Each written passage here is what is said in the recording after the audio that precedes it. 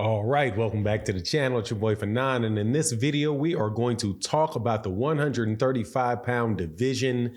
Devin Haney has something to say about Gervonta Tank Davis that is not too friendly, and also admits that he made a mistake by talking and acting as if he was going to drop his Ring magazine title.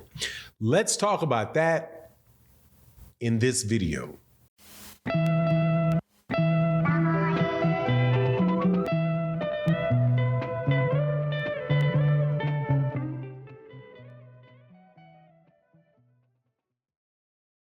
All right, welcome back to the channel. It's your boy Fanon. In this video, we're in the 135-pound division, talking about the undisputed champion of the division, Devin "The Dream" Haney, who has a fight coming up against George Kambosos this October 16th in Sydney, Australia. I do believe it's in Sydney, Australia, in Australia for sure, at the Rod Laver Stadium, to rematch George Kambosos, against whom he won the undisputed lightweight championship of the world.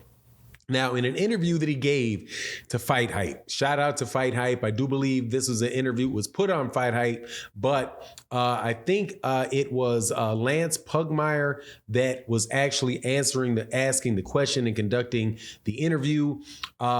Devin Haney had some things to say about Gervonta Tank Davis and the Ryan Garcia fight. Also had something to say about what was going on with this big explosion that took place between he and Ring magazine.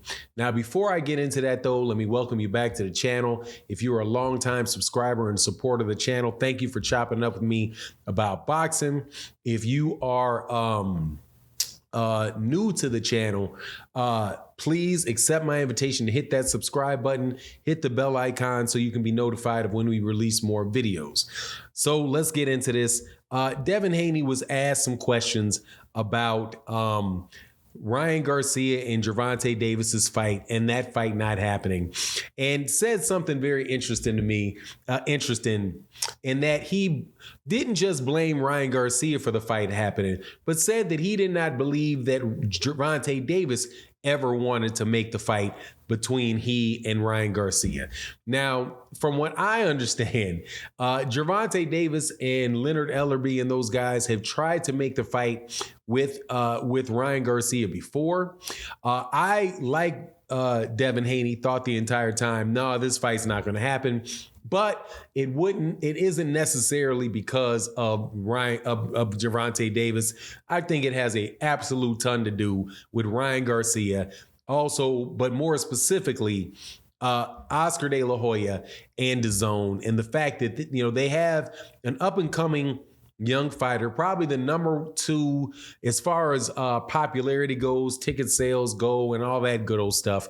The number 2 lightweight. Actually, he's at 140 pounds. I'm not even sure if he's going to come back down to 135. But one of the most popular young fighters in the game. Now, I said best, most popular. I probably should have just cut it at most popular and not said best, because I can think of a whole bunch of people around his age and around there that I think are better fighters than Ryan Garcia, like Gary Antoine Russell, Frank Martin, Xander Zayas, obviously, Devin Haney, guys like that, man. Maybe even Keyshawn Johnson, Shakur Stevenson. I just think that, he's probably just one of the most popular fighters, right? And that they're going to be over there, Golden Boy, protecting him from any real serious competition. So when Devin put that on both of them, I was like, come on, man. Let's be fair to the situation. Gervonta Davis would not have a problem fighting him. And in fact, I still have a hard time getting my head around the fact that people continually say that Gervonta Davis does not want to fight people. I think that you really do have a situation where Gervonta does not have to call people out because he really is the cash cow in that division. But there's the people that people are saying are big fights. The Lomachenkos, the Haneys, the Shakurs. Shakur's not even in that weight class yet. Ryan Garcia, Teofimo Lopez. Those guys are all with Top Rank.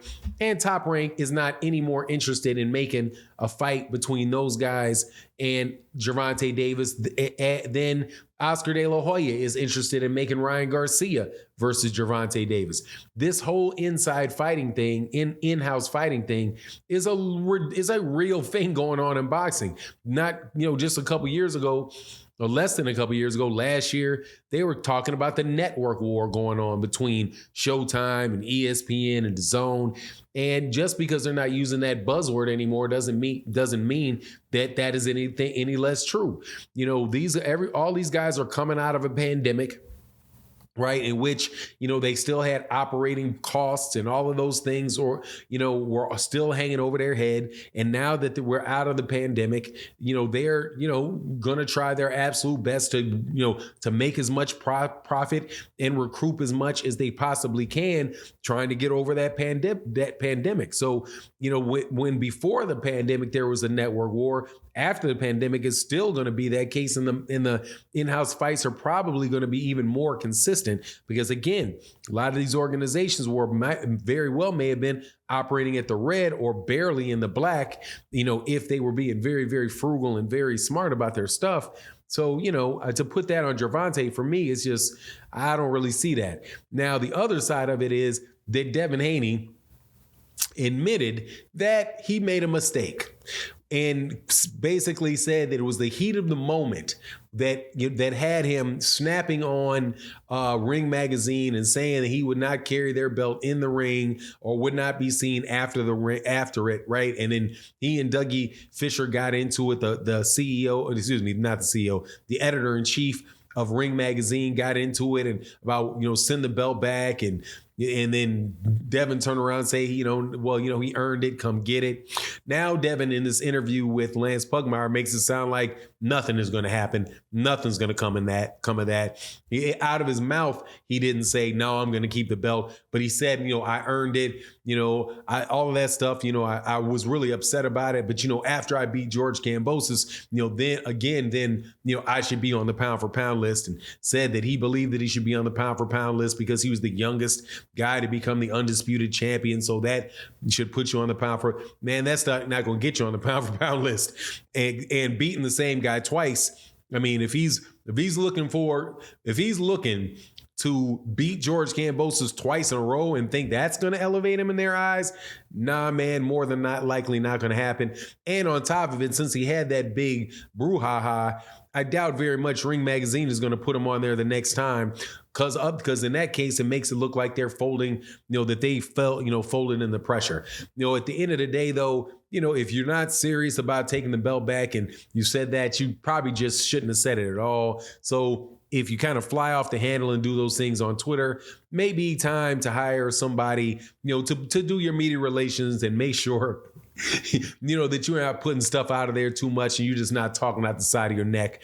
Because talking out the side of your neck, winds up making you look bad. It can make you look bad and hurt the relationship with Ring, if that's what you care about. Could definitely make you, to boxing fans, make it look like, man, this guy, I was really supporting what he said, and then he backed off of it as soon as he had any type of pressure put towards him. So anyway, just watch what you got to say. Anyway, it is what it is. That's my take on the matter.